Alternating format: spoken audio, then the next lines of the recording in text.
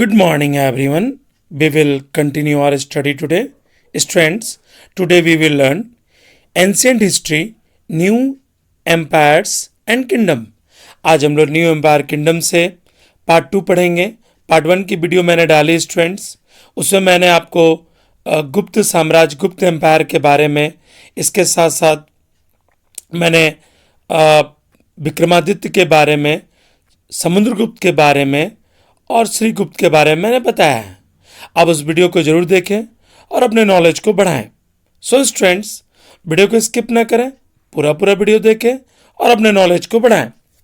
I will explain you both English and Hindi. Okay, हम लोग सबसे पहले जानेंगे हर्षवर्धन के बारे में. ओके, हर्षवर्धन का शासन कब से कब तक था? AD 606 से 647 तक इसका शासन था. We know that Harsha reigned from many literary sources. आप हर्षवर्धन के जो शासन है उसको कैसे जानिएगा? The first is the Harshacharita. अब यहाँ पर एक बात आ रही है, हर्षचरित्र यानी हर्षचरित्र की रचना किसने की? Which is biography of Harsha, जिसमें बायोग्राफी बताया गया है. हर्षचरित्र में किसका बायोग्राफी है? आपसे प्रश्न पूछा जाएगा, आप कह सकते हैं हर्ष का बायोग्राफी है. It was written in the Sanskrit language. यहाँ पर भी एक बात इंपॉर्टेंट है, ये किस भाषा में लिखी गई? तो ये संस्कृत में लिखी गई. और language by the court poet. आपको पता है हर्षचरित्र के रचना हर्षवर्धन में, हर्षचरित्र की रचना में हर्षवर्धन के बारे में वर्णन है. और उसके जो कोर्ट पोएट थे उनका नाम था वानभट्टा. ठीक है. The biography gives A genealogy of Harsha and ends with the becoming the king. उस बायोग्राफी में बताया गया है किस तरह से हर्ष का शासन था, हर्ष का शासन कैसे खत्म हुआ. The other sources is detail account of Chinese Buddhist traveller. आपसे ये भी प्रश्न किया जाएगा कि चीनी बुद्धिस्ट ट्रेवलर जो थे Hwan Seng.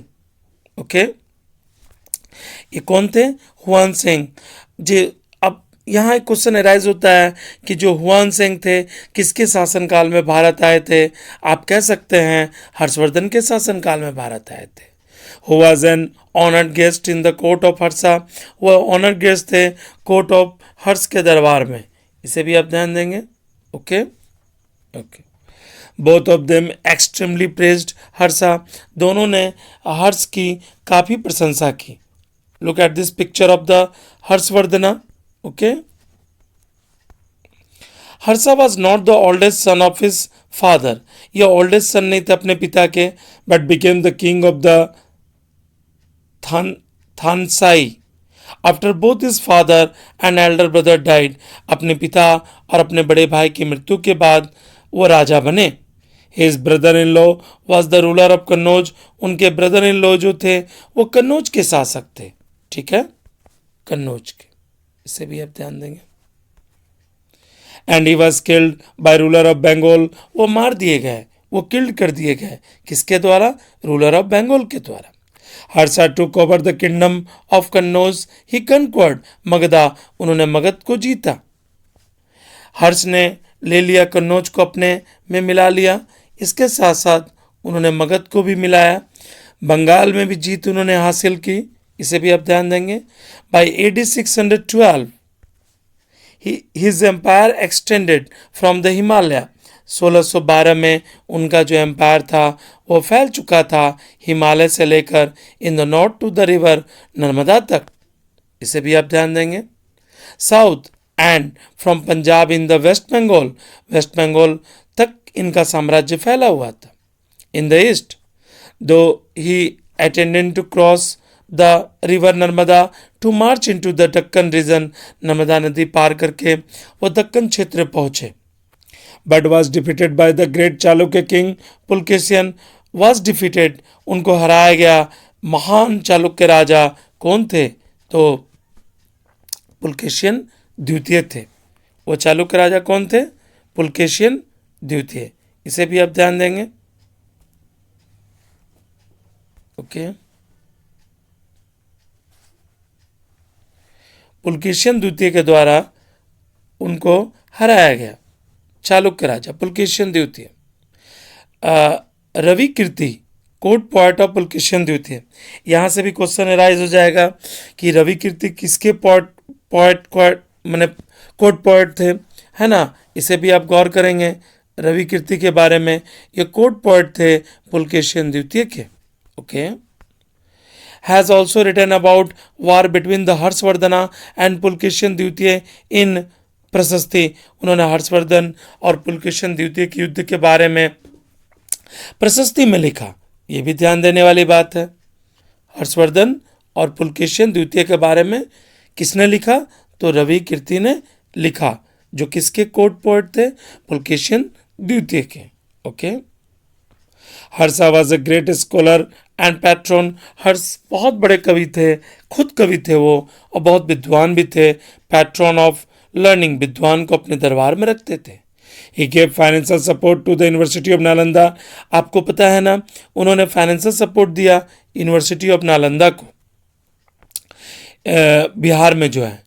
It was a famous centre of the higher education Buddhist learning. आपको पता है कि नालंदा जो है बहुत बड़ा सेंटर था, हायर एजुकेशन सेंटर था बुद्धिस्ट लर्निंग का। He was also a great patron of Buddhism.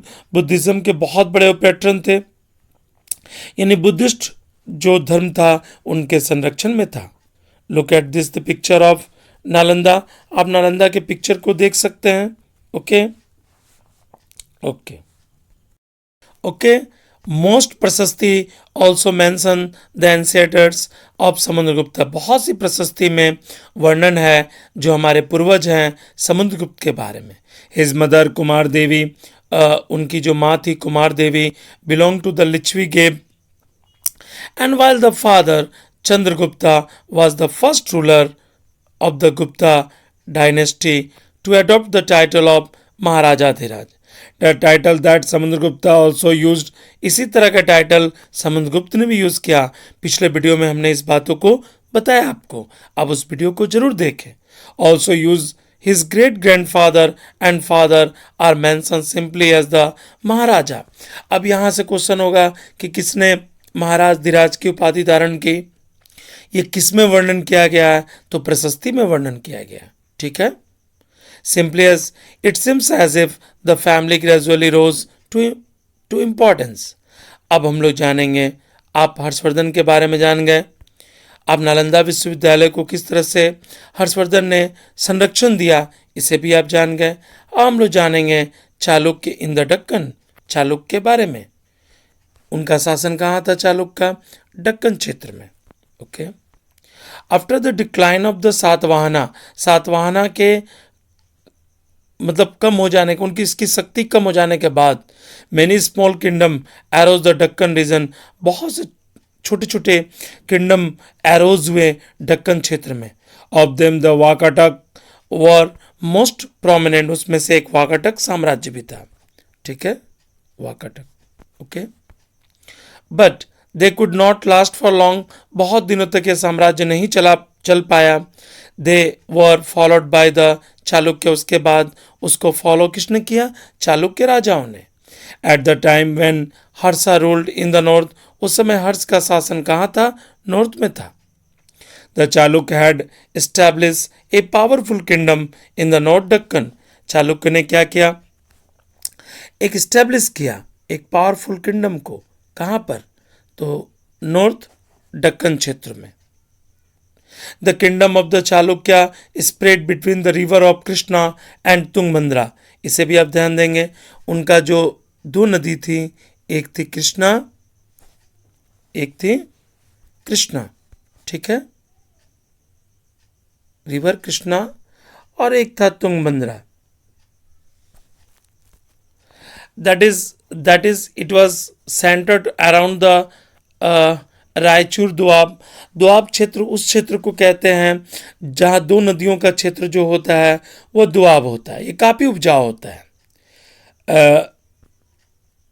अलीहोल was the capital, Aihole, sorry इसके प्रोनाउंसिएशन को आप देख लेंगे। Aihole was the capital of the Chalukya. इसका कैपिटल क्या था? अहोल था। इसे भी आप ध्यान देंगे, चालुक्य के कैपिटल को। Okay. This was the important trading centre था. City had a number of temples. इस शहर में शहर में बहुत से टेम्पल्स थे, बहुत से मंदिर थे. अब हम लोग जानेंगे पुलकेशिन द्वितीय के बारे में. ओके. इनका शासन 608 से 642 तक था. पुलकेशिन द्वितीय was the most powerful king of the Chalukya dynasty. Pulakeshin द्वितीय चालुक्य वंश के महान राजा हुए. कौन? पुलकेशिन द्वितीय. A prashasti that was composed by the court poet Ravi Kirti. Ravi Kirti उनके कोर्ट पोएट थे. इसे भी आप गौर करेंगे रवि कीर्ति के बारे में. Okay. Gives A detail description of the. अब रवि कीर्ति क्या बताते हैं? डिटेल डिस्क्रिप्शन बताते हैं पुलकेशिन द्वितीय के बारे में. Okay students, he got his kingdom from his uncle. जो पुलकेशिन है उसको अपने किससे उसको साम्राज्य मिला? तो अपने अंकल से उसको साम्राज्य मिला. He lead the expedition along with the west and the east coast. वह कहाँ पर एक्सपीडिशन किया? वेस्ट से लेकर ईस्ट तक. He also stop the advances of the Harshavardhana. उसने हर्षवर्धन की शक्ति को रोका. अगर कोई रोकने वाला राजा था तो वह पुलकेशिन द्वितीय ही था जिसने हर्षवर्धन की शक्ति को रोका. कब रोका? 620 में. पुलकेशिन द्वितीय also defeated the Pallava king of the southern reason who took shelter behind the walls of the Kanchipuram. है ना. पुलकेशिन द्वितीय ने डिफीट किया पल्लवा किंग को साउथर्न रीजन में, जिन्होंने आश्रय लिया behind the walls of Kanchipuram. Chalukya rule declined after the death of Pulakeshin द्वितीय. चालुक्य का जो रूल है वो धीरे धीरे खत्म हो गया. शासन जो है खत्म हो गया पुलकेशिन द्वितीय की मृत्यु के बाद. Later this dynasty was completely destroyed. यह साम्राज्य पूर्ण तरह से डिस्ट्रॉयड हो गया by another Deccan power the Rashtrakuta. उसके बाद कौन आया? राष्ट्रकूट आया उसके बाद. ठीक है, इसे भी आप ध्यान देंगे दक्कन क्षेत्र में. ओके. अब हम लोग जानेंगे पल्लवास के बारे में. Initially the Pallavas were perhaps the governors of the Satavahana. ऐसा माना जाता है कि जो पल्लव शासक थे वो गवर्नर थे ऑफ द सातवाहना के. Later when the Satavahana empire decline. जब सातवाहन साम्राज्य कमजोर हो गया, दे बिकम द इंडिपेंडेंट. वह स्वतंत्र हो गए. The Pallava were also contemporary of Harshavardhana. ये भी क्वेश्चन, यहाँ से भी क्वेश्चन अराइज हो सकता है कि पल्लव जो थे किसके कॉन्टेम्परेरी थे? तो हर्षवर्धन के कॉन्टेम्परेरी थे. The kingdom of the Pallava spread from the region around their capital Kanchipuram. अब आपसे प्रश्न पूछा जाएगा पल्लव की राजधानी क्या थी? तो कांचीपुरम. यहाँ से भी क्वेश्चन पूछे जाते हैं. Okay. To the Kaveri delta के पास. The first important Pallava ruler was Mahendra Varman first. इसे भी आप ध्यान देंगे. पहला राजा कौन था? महेंद्र वर्मन फर्स्ट. पहले पल्लव राजा थे. He was a great patron of the art. बहुत अच्छे मतलब वो संरक्षक थे आर्ट के, लिटरेचर के, आर्किटेक्चर्स के.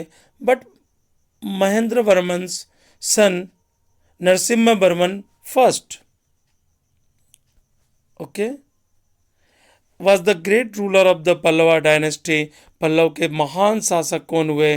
नरसिम्हा वर्मन प्रथम. Okay. The Chalukya and Pallava often attacked each other. Chalukya और पल्लव शासक एक दूसरे पर हमेशा हमला करते थे. After Narasimha Varman death. नरसिम्हा वर्मन की मृत्यु के बाद Pallava dynasty began to decline. धीरे धीरे पल्लव साम्राज्य खत्म हो गया. By the end of the 9th century AD.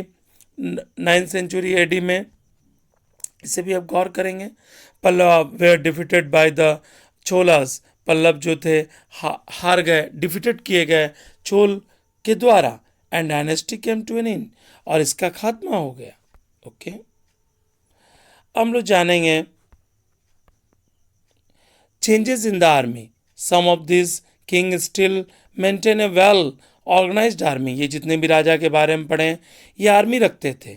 Elephants, Rath, क्लैवरी and the foot soldiers रखते थे, चैरिट्स रखते थे. फुट पैदल सैनिक होते थे, रथ होते थे, हाथी होते थे. We also find many changes in the army of this time. There were military leaders भी थे who prove the king and troop, जिनके पास सेना होती थी, wherever he required them, जहाँ कहीं जरूरत होता था, return they did not get regular salary, लेकिन बहुत ऐसे लोग थे जिनको रेगुलर सैलरी नहीं मिलता था, but receive the grant of land, उन्हें ज़मीन मिल जाता था, और ज़मीन जिन्हें मिलता था उन्हें हम क्या कहते थे, उन्हें सामंता कहते थे। आपसे प्रश्न पूछा जाएगा कि सामंत कौन होते थे, तो आप कह सकते हैं कि सामंत जो होते थे वो कलेक्ट करते थे रेवेन्यू फ्रॉम द लैंड से। इस बात को आप ध्यान देंगे। Okay okay they used this revenue to maintain soldier. अब इस रेवेन्यू का सामंत क्या करते थे, मेंटेन करते थे सैनिकों को, घोड़ों को, and provide the equipment for warfare, और इक्विपमेंट खरीदते थे लड़ाई के लिए, वार के लिए। Okay, this changes lessen the burden of the king, इससे राजा का बोझ थोड़ा कम होता था, but it had some negative aspects also, इसके कुछ नकारात्मक प्रभाव भी हुए। Whenever the king was weak, जब राजा कमजोर हुआ, this samant try to become independent, ये जो सामंत थे वह स्वतंत्र होने लगे, आज़ाद होने लगे।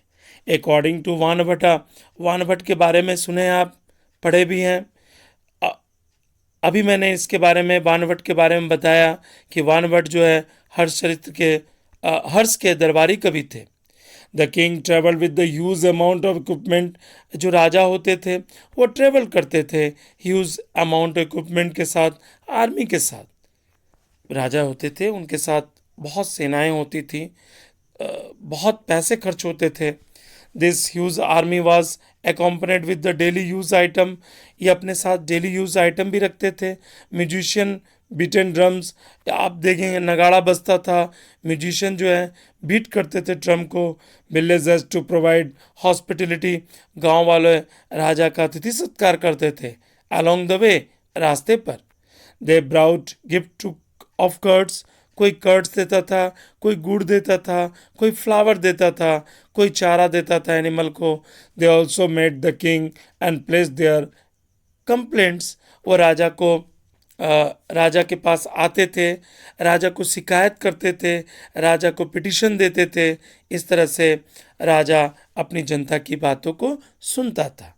तो आप सामंत के बारे में जान गए, आप वानभट्ट ने क्या कहा तो उसे भी जान गए, राजा के बारे में क्या बताया। ओके, हम लोग जानेंगे लोकल असेंबलीज इन ए साउथर्न किंगडम। जो साउथर्न किंगडम होते थे उसमें लोकल असेंबली का काम क्या होता था। There were many local assembly in south India, south India में बहुत से लोकल असेंबली थे that function over several centuries. The inscription of the Pallava also mention in number of local assemblies. For example, इसे आप गौर करेंगे, अक्सर एग्जाम पूछा जाता है सभा।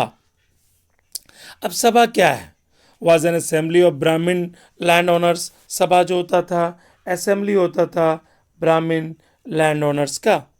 दिस असेंबली फंक्शन सब कमिटीज में होते थे, इसमें क्या होते थे, सब कमिटी होते थे। The sub committee look after, देखभाल करता था, किसको देखभाल करता था, एग्रीकल्चर का, ऑपरेशन का, कंस्ट्रक्शन ऑफ रोड, टेम्पल। अब एक आया उर वॉज ए विलेज असेंबली, इसे भी आप गौर करेंगे, अक्सर एग्जाम में पूछ लिया जाता है कि उर क्या है, तो ये एक विलेज असेंबली है, ठीक है। नन ब्राह्मीण लैंड ओनर्स थे ये। उसके बाद आता है नगरम, इसे भी आप गौर करेंगे, nagaram. Okay, nagaram was an assembly of merchant, merchant का ये असेंबली होता था, किसका होता था, मार्चेंट का। Probably these assemblies were controlled by rich, इसमें धनी लोग, पावरफुल लैंड ओनर्स और मार्चेंट्स हुआ करते थे। अब हम लोग जानेंगे lips of the ordinary people, उस समय के आम लोगों का, किस तरह से वो आम लोग रहते थे, उनका क्या रहने का ढंग था, इस पर हम लोग ध्यान देंगे। The life of ordinary people in this kingdom was not good, अच्छी स्थिति नहीं थी। We know about the from place, हम लोगों ने प्लेस से जानेंगे, नाटक से जानेंगे, अदर अकाउंट्स। कालिदास का नाम तो आप सुने ही हैं। Kalidas is known for his plays depicting life kings court. His most famous plays Abhijnana Shakuntalam, जिसे हम लोग बोलते हैं अभिज्ञान शाकुंतलम हिंदी में। अभी यहाँ लिखा है इंग्लिश में अभिजाना शाकुंतलम, जिसे हम लोग अभिज्ञान शाकुंतलम कहते हैं। It is the story of the love between king named Dushyanta. इसमें क्या कहानी है आप इसे जानेंगे। यह कहानी है, लव बताता है, प्यार बताता है। राजा का नाम था दुष्यंत और यंग वोमेन नेम शाकुंतला। इसमें दो कैरेक्टर्स हैं, एक राजा दुष्यंत और एक शाकुंतला। दोनों के बीच लव अफेयर को यहाँ बताया जाता है। According to Kalidasa play the king and most Brahman spoke Sanskrit. ज़्यादातर लोग संस्कृत बोलते थे। वाइल अदर आर प्राकृत, वहाँ की कॉमन भाषा प्राकृत थी। The Chinese pilgrim Faxian has written untouchable के बारे में उसने लिखा है। किसने लिखा है? कभी कभी ये भी क्वेश्चंस पूछ लिए जाते हैं कि फाइयान किसके बारे में बताता है, तो वह अनटचेबल के बारे में बताता है, अछूत के बारे में बताता है। Were expected to live on the outskirts of the city, people avoided touching them. लोग उन्हें नहीं छूते थे, शहर से उन्हें बाहर रखा जाता था। ओके स्टूडेंट्स, हम लोग कुछ इंपॉर्टेंट पॉइंट्स को जानेंगे जो हम लोगों ने पढ़ी। हम लोगों ने समुद्रगुप्त के बारे में पिछले वीडियो में मैंने आपको बताया था प्रशस्ति के बारे में कि प्राग जो प्रशस्ति थे समुद्रगुप्त के, उसमें क्या बताया गया, लड़ाई को बताया गया, बैटल को बताया गया और किस तरह से वो विद्वान कवि को अपने दरबार में रहता था, इसके बारे में बताया गया। ठीक है, ये हमने पहले की वीडियो में इस बातों को बताया था। हरिसेना, हरिसेना कौन थे आप तो जानते ही हैं, समुद्रगुप्त के दरबारी कवि थे। वो समुद्रगुप्त के पॉलिसी को बताते हैं, तो आप हरिसेन के बारे में भी जान गए। ओके, अब आता है Harshavardhana. Harshvardhan ruled about 1400 years ago. Harshvardhan ने 1400 साल पहले शासन किया। ठीक है, हिज कोर्ट पोएट, उनके दरबारी कवि कौन थे? वानभट्ट। रोट इज बायोग्राफी, उन्होंने लिखा हर्ष चरित्र की रचना की। यानी आपसे एक प्रश्न पूछा जाएगा हर्ष चरित्र की रचना किसने की, तो वानभट्ट ने की। हर्षवर्धन कॉन्क्वर्ड मगध एंड बंगाल। हर्षवर्धन ने दो क्षेत्र को जीता, बंगाल और मगध को, बट वॉज स्टॉप्ड बाई, लेकिन उसकी शक्ति को किसने रोक दिया, ये भी पूछा जाएगा। हम लोग रिपीट कर रहे हैं। पुलकेशिन द्वितीय ने, जो चालुक्य राजा था। Okay, the Pallava and Chalukya were the most important ruling dynasties in south India during this time, but they frequently raided one another. Chalukya और पल्लव दोनों एक दूसरे पर लड़ाई करते थे, इससे उनकी शक्ति कम हो गई। As per Pallava inscription, Pallav के इंस्क्रिप्शन में there were a number of local assembly होते थे, सभा होती थी। Brahmin, an assembly of the Brahmin landowners. Kalidas के बारे में भी आप जानेंगे, हर पहलू को आप जान रहे हैं। Okay, Kalidas is known for the play depicting life in the king courts. His most famous play, Abhigyan Shakuntalam. It is the story of the love between king named Dushanta and a young woman named Shakuntala. The Chinese pilgrim Fahian and the plight of those who treated the untouchable. Fahian क्या बताता है? Untouchable के बारे में बताता है, high and the mighty people के बारे में बताता है। Okay students, you have completed these chapters.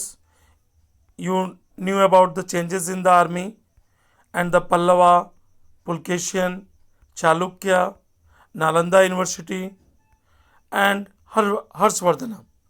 Okay students, if you like my video, please like, share and subscribe it. Thank you for watching this video.